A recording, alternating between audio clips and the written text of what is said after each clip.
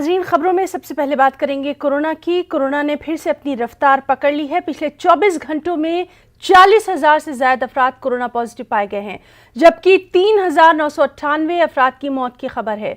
BJP और कांग्रेस एक दूसरे पर इल्जाम तराशियों में मसरूफ नजर आ रही हैं। जहां कांग्रेस ने ऑक्सीजन का मुद्दा उठाया, इसके लिए बीजेपी की मरकजी सरकार को जिम्मेदार करार दिया। वहीं बीजेपी ने कहा कि कांग्रेस कोरोना पर सियासत कर रही है, जबकि कांग्रेस का कहना है कि बीजेपी अपनी तशहीर के बजाय मुल्क के अवाम की फिक्र करे। कोविड की दूसरी लहर धीमी पड़ने के बाद अब एक बार फिर से रफ्तार पकड़ती नजर आ रही है। कोरोना की तीसरी लहर की संभावना के बीच दैनिक मामले जो हैं कोविड के, वो फिर से बढ़ने लगे हैं। पिछले 24 घंटे में देश भर की बात करें तो 42,123 नए मामले सामने आए हैं, जबकि 489 लोगों की मौत हुई है। और इसका सबसे बड़ा कारण ये है कि लोग अब जो कोविड प्रोटोकॉल है उसको फॉलो नहीं कर रहे हैं, लापरवाही बरत रहे हैं। जबकि लगातार सरकार की तरफ से लोगों को अवेयर किया जा रहा है कि SOPs का पालन करें, मास्क का इस्तेमाल करें, सैनिटाइजेशन करें, सामाजिक दूरी बनाए रखें। लेकिन पिछले दिनों जिस तरीके की तस्वीरें सामने आई, बाज़ारों में भीड़ है, पर्यटक स्थलों पर भीड़ है, प्रधानमंत्री नरेंद्र मोदी ने भी इसको लेकर चिंता जताई है। और जिस तरीके से हमारे विशेषज्ञ लगातार कह रहे हैं कि कोरोना की तीसरी लहर आने की संभावना है, और अगर हम इसी तरीके से लापरवाही बरतेंगे, SOP का पालन नहीं करेंगे, तो जल्द ही कोविड की तीसरी लहर यहाँ पर आ सकती है। तो ऐसे में लोगों की जिम्मेदारी है कि वो प्रोटोकॉल्स को फॉलो करें और कोविड की तीसरी लहर को भगाने में और उससे लड़ने में अपना सहयोग प्रदान करें। कैमरा पर्सन नरेश के साथ रचना, न्यूज़ 18 दिल्ली। मगरबी चंपारण जिले की नदियां अपने वजूद के लिए लड़ाई लड़ रही हैं। तारीखी अहमियत वाली नदियों के तहफ़्फ़ुज़ के लिए इंतज़ामिया और अवामी नुमाइंदे कोई तवज्जो तक नहीं दे रहे।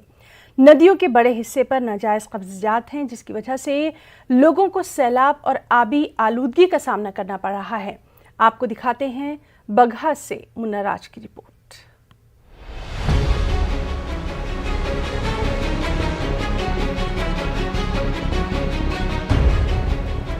इन तस्वीरों को जरा गौर से देखिए। नाले में तब्दील ये नदी है। जी सही सुन रहे हैं आप। ऐसी हालत बगहा के हरहा, रामनगर की रामरेखा जैसी नदियों की आज हो चुकी है, वो भी नाजायज कब्जों की वजह से। जिन नदियों की चौड़ाई सालों पहले 50 फीट तक हुआ करती थी, वो आज सिमट कर रह गई है। नतीजा ये होता है कि हर बार बरसात के दिनों में सैलाब का पानी रिहायशी इलाकों में दाखिल हो जाता है। नदी की चौड़ाई जो आज से 10 से 15 साल पहले 45 से 50 फीट हुआ करती थी, जो आजकल कुछ अतिक्रमणकारियों एवं प्रशासन की मिलीभगत के कारण उसकी चौड़ाई महज 10 से 15 फीट हो गई है। लोगों को बाढ़ का सामना करना पड़ता है। यही नहीं, रामरेखा नदी में तो चीनी मिल का जहरीला पानी भी बहता है। हरिनगर चीनी मिल के पास से गुजरते ही नाजायज कब्जों का सिलसिला शुरू हो जाता है। ऐसे ही हालात दूसरे इलाकों में भी देखने को मिल जाएंगे। आपको देखकर कतई नहीं लगेगा कि ये इलाका किसी नदी का हिस्सा भी है। बगहा की हरहा नदी हो या फिर रामनगर की रामरेखा, लगातार अतिक्रमण ने पांव पसारता रहा।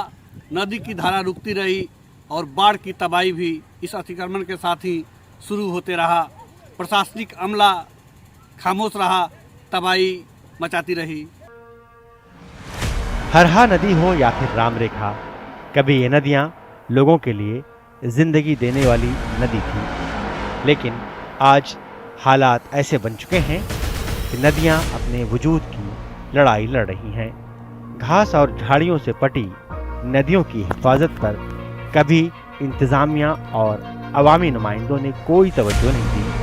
हाँ, रामरेखा नदी के किनारे तज़ीनकारी के नाम पर सिर्फ सीढ़ियाँ बना दी गई हैं, जिसका इस्तेमाल लोग सिर्फ छठ त्यौहार मनाने के मौके पर ही करते हैं।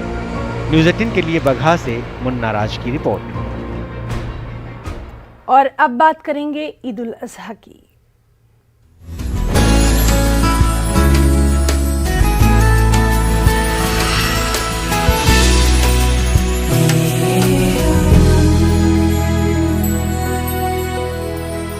ईद उल अज़हा यानी कुर्बानी का दिन, कुर्बानी अपने खुलूस की, कुर्बानी इंसानी जज्बे की और हमदर्दी की, कुर्बानी अपने माल की, कुर्बानी इज़्ज़त नफ्स की, कुर्बानी अपनी सबसे कीमती चीज़ की। आज का दिन हज़रत इब्राहीम अलैहिस्सलाम की वो अजीम कुर्बानी की याद दिलाता है जो उन्होंने राह हक में दी थी। कुर्बानी सुन्नत भी है, वाजिब भी।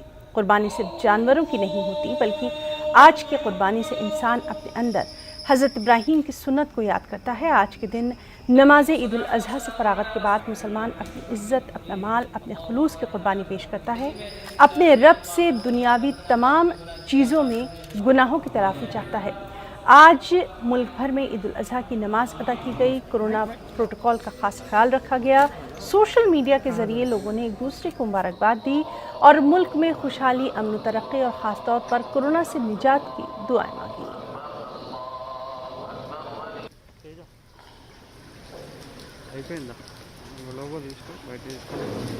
और ईद उल अज़हा के मौके पर वज़ीर-ए-आज़म नरेंद्र मोदी ने भी ट्वीट करके मुबारकबाद पेश की। अपने ट्वीट में उन्होंने लिखा कि आज का दिन इज्तिमाई हमदर्दी, हम आहंगी और वसी नेकी का है। इंसानी हमदर्दी और खिदमत के जज्बे को मज़ीद तक़वियत मिलेगी।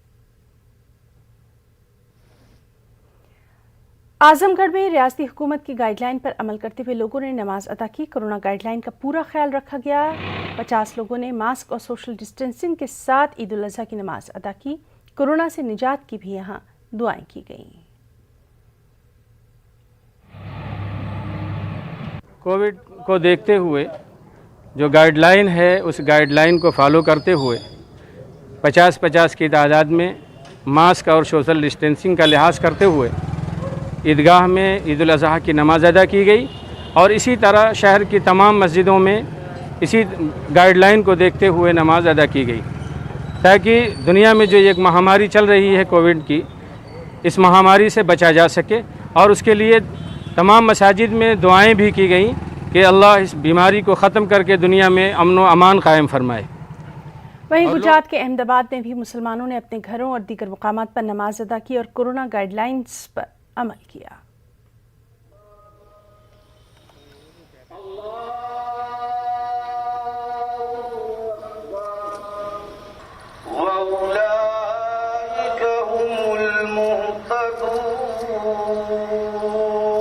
अल्लाह तबारक व तआला का लाख लाख शुक्र व एहसान है कि इमसाल कुछ तादाद में हम लोगों ने बड़े ही इत्मीनान व सुकून के साथ नमाज ईद अज़हा अदा की और इसमें हमारे शहर के पुलिस महकमा ऑफिसरान का मैं बेहद शुक्रगुजार हूँ। उन्होंने काफ़ी कंट्रोल किया, इंतज़ामात अच्छे रखे, किसी तरह की कोई अफरा तफरी या बातें नहीं हुई। कोरोना काल में तो हम ईश्वर से दुआ करते हैं, दुआ की भी गई और दुआ करते हैं कि अल्लाह ताला ये मुल्क बीमारी से हमारे मुल्क को निजात हमेशा के लिए दे दे और हमेशा के लिए इस बीमारी का ख़ात्मा कर दे। देखिए, मेरा नाम मोहम्मद शकील ख़ान है और ईद उल अज़हा की तरफ से मेरे पूरे मुस्लिम बहन भाइयों को और हिंदू समाज को सबको ईद उल अज़हा की मुबारकबाद देता हूँ। और ये ईद उल अज़हा का अच्छा त्यौहार है और ये जो ईद उल अज़हा का मतलब जो गाइडलाइंस जो सरकार ने दी थी, जो प्रशासन की तरफ से थी हमारे लिए, हमने इसका पालन करा है और डिस्टेंसिंग का ख़ास ध्यान रखा है और इसमें हर जगह त्यौहार मतलब मनाया गया है और मनाया जा रहा है।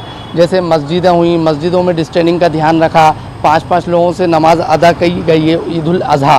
कोरोना की गाइडलाइन मतलब ये है कि रखी है हमने, उसका एहतियात रखा है पूरा और मस्जिदों में 4-5 लोगों ने नमाज़ पढ़ी है, कुछ मस्जिदों में 10-12 पढ़ी होगी, बाकी लोगों ने घरों में पढ़ी है नमाज। कोरोना गाइडलाइन का पालन तो स्टार्टिंग से ही चल रहा है।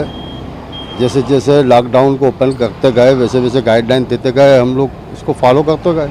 भाई जो गाइडलाइन गवर्नमेंट ने दी है काजी साहब को, और रात में मैसेज आ गए थे, तो हर मस्जिद में 5-10 जैसा मस्जिद का साइज़ है उस हिसाब से उसमें लोग गए और बाकी अपने अपने घरों पे नमाज हुई है। इसी तरह गोवा के पणजी में भी खुशो खुजू के साथ नमाज ईद उल अज़हा अदा की गई। कोरोना ज़ाब्तों का ख्याल रखा गया। मुल्क की तरक्की और कोरोना से निजात के लिए भी खुसूसी दुआएं यहाँ मांगी गईं। यहाँ पे भी हमारी ईद हुई है, लेकिन हम लोग ने बहुत सारे कम लोगों को रख के यहाँ पे हम लोग ने ईद की नमाज सुबह में पढ़ाई हुई।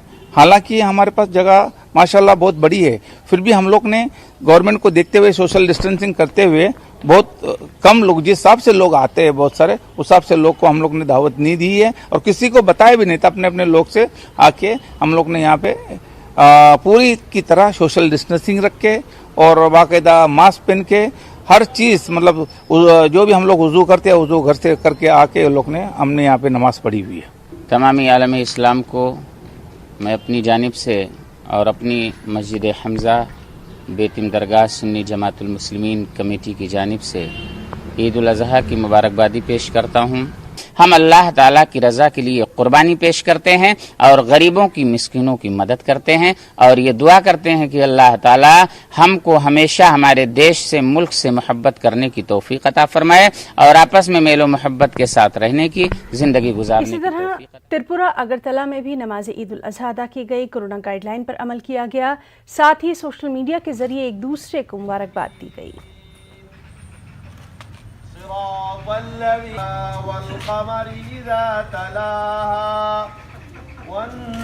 और यूपी के ललितपुर में भी कोरोना गाइडलाइंस पर अमल करते हुए ईद उल अज़हा की नमाज अदा की गई। मस्जिद और ईदगाह के आसपास पुलिस की भारी टुकड़ियां तैनात रहीं। जिला इंतजामिया और दीगर एहलकारों ने भी ईद की मुबारकबाद पेश की।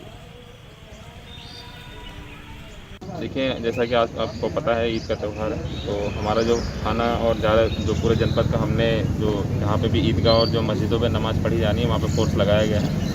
ये तहसील जो हमारा जो सदर है वहाँ ललितपुर में ईदगाह पे भी आप देख रहे होंगे कि शांतिपूर्वक सब कुछ है, हमारा फोर्स भी लगा हुआ है और सभी को जो कोविड की गाइडलाइंस है उसके बारे में पहले से ही अवगत कराया गया था। सभी के द्वारा मीटिंग भी गई थी, हमारी पीस कमेटी की मीटिंग जो जनपद स्तर की वो भी हो गई थी और थाना स्तर की भी सभी मीटिंगें हो चुकी थी, तो सभी लोग उस चीज़ के बारे में बताया भी गया। साथ ही साथ ये भी सभी से अनुरोध किया था कि चूँकि ये बकरी ईद का त्यौहार है तो इसमें कुर्बानी दी जाती है, तो कुर्बानी जो है पब्लिक प्लेस पे ना करें और अपने घरों पे ही करें ताकि किसी को मौका ना मिले किसी बात को कहने के लिए। तो ये सभी से अनुरोध भी किया और बहुत सारे लोगों ने माना भी है और यहाँ पे हमेशा शांतिपूर्वक रहा है, तो ये आगे हम लोग यही करते हैं कि हम शांतिपूर्वक ही रहें और सभी को ईद की बहुत बहुत शुभकामनाएं। देखिए, जो गाइडलाइन दी गई थी उसमें हम लोग दूरी बना के नमाज़ पढ़ी और प्रशासन का युवा काफ़ी सहयोग रहा, काफ़ी इंतजाम रहे। हम लोगों ने नमाज बड़ी सुकून के साथ ईद की नमाज़ पढ़ी और इसमें जो है कौमी एकता का पैगाम दिया गया। दुआ मांगेंगे सबके लिए, कौम के लिए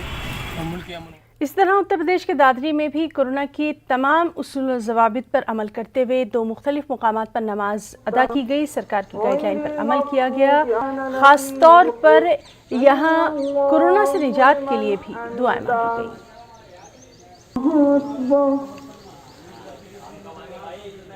लगभग ईद उल अजहा और ईद उल फितर की नमाज लगभग 2 साल के बाद अल्लाह ताला ने हमें ईदगाह में पढ़ने का मौका दिया और इसी चीज़ों को मद्देनज़र रखते हुए भीड़ ना हो और सोशल डिस्टेंसिंग का वो कानून माना जाए और मास्क लगाया जाए। 2 जगह नमाज़ें अदा की गई, मस्जिदों में और ईदगाह के अंदर, ताकि ज़्यादा डिस्टेंस रख के मास्क लगा के कोरोना के नियमों को पालन करते नमाज अदा की जाए। और ये सभी की भलाई अपने देश के लिए, अपने स्टेट के लिए, अपने राज्य के लिए, पूरी दुनिया के लिए अल्लाह से दुआ किया है कि इस कोरोना बीमारी से सबको मुक्त करे और हमेशा से इस बीमारी को ख़त्म कर। जो सरकार के कानून हैं उनके पालन करते हुए नमाज़ पढ़ी है। 2 जगह नमाज़ पढ़ाई गई, मस्जिद में और ईदगाह में। पिछले साल लॉकडाउन की वजह से घरों में लोगों ने नमाज़ पढ़ी, अब की बार अल्लाह ने मौका दिया। बिहार के बेतिया में खुशू खुजू के साथ ईद उल अज़हा की नमाज घरों में ही अदा की गई। लोगों ने एक दूसरे को सोशल मीडिया के जरिए ईद की मुबारकबाद पेश की, साथ ही साथ अमन सुकून और कोरोना के खात्मे के लिए भी दुआएं मांगी गई। मुस्लिम समुदाय के लोगों ने बैठक करके और इसकी एक सूचना प्रशासन को भी दी थी कि हम लोग किसी प्रकार कोई दिक्कत नहीं होगी, अपने अपने घरों में ही ईद उल अज़हा की नमाज अदा करेंगे। सरकार के गाइडलाइन के अनुसार हम लोगों ने अपने अपने घरों में नमाज अदा की है और लगातार 3 दिन तक हज़रत इब्राहीम इस्लाम के बेटे इस्माइल इस्लाम के नाम पर हम लोग कुर्बानियाँ करते रहे हैं। ये सदियों से हमारा परंपरा है और करते भी रहेंगे। और साथ ही साथ अपने मुल्क में अमन व अमान के लिए, कोविड-19 के लिए हम लोगों ने दुआ किया है अल्लाह ताला से कि अल्लाह ताला पूरे मुल्क के लोगों को। मुजफ्फरनगर में भी ज़ाब्तों के तहत नमाज ईद उल अज़हा अदा की गई। 50 लोगों ने नमाज अदा की। ज़्यादातर लोगों ने घरों में ही नमाज पढ़ने को तरजीह दी और इस तरह कोरोना के उसूल और ज़वाबित का खास ख्याल रखा गया। ईद को लेकर जैसा कि आपको मालूम है, जो कोविड प्रोटोकॉल के तहत जिस तरह से पूर्व विगत वर्ष में मनाई गई थी ईद, उसी तरीके से ईद मनाई जा रही है और कहीं पर भी कोई कोविड प्रोटोकॉल का उल्लंघन ना हो, ज़्यादा भीड़ इकट्ठी ना हो और कहीं पर किसी तरह की जो प्रतिबंधित जानवर है उसकी कुर्बानी ना हो, उसी को लेकर हम लोगों ने व्यवस्था, चाक चौबंद व्यवस्था चारों तरफ से की हुई है। कोई व्यक्ति बिना मास्क के या फिर कहीं ज़्यादा भीड़ किसी तरह से इकट्ठी ना हो। ईद की नमाज के सिलसिले में पहले से कोशिश चल रही थी और अधिकारियों के साथ में मीटिंग भी हुई थी गांव के प्रधान की और मुअज़्ज़ज़ लोगों की, तो उसमें यही मैसेज, यही पैगाम पहुंचाया गया और मस्जिदों और मदरसों के माइक के ज़रिए से यही ऐलान आम किया गया कि ईद उल अज़हा की नमाज को सरकारी गाइडलाइन के एतबार से सोशल। अफगानिस्तान में गैर मुल्की अफवाज के इनखला के साथ ही एक बार फिर तालिबान का दबदबा बढ़ने लगा है। अफगानिस्तान के हालिया हालात को देखकर माहिरीन मुल्क में खाना जंगी के खदशात जाहिर कर रहे हैं। देखिए ये रिपोर्ट।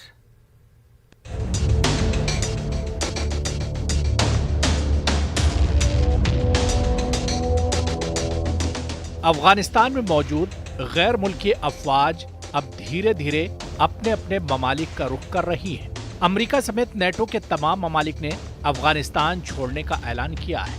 एक तरफ गैर मुल्की अफवाज अफगानिस्तान से निकल रही हैं, तो दूसरी तरफ तालिबान का दबदबा बढ़ता जा रहा है। साल 2001 के बाद इस वक्त तालिबान अफगानिस्तान में सबसे मजबूत पोजीशन में है। 2001 में अमेरिका की क़यादत में गैर मुल्की अफवाज के अफगानिस्तान पर हमलावर होने के बाद मुल्क पर तालिबान की हुकूमत के खात्मे का ऐलान किया गया था, लेकिन इसके बाद से वक्त के साथ साथ तालिबान की ताकत में दोबारा इजाफा हुआ और अब गैर मुल्की अफवाज के इनखला के मौके पर इस ग्रुप ने फिर से अफगानिस्तान के मुख्तलिफ इलाकों पर कब्जा करना शुरू कर दिया है।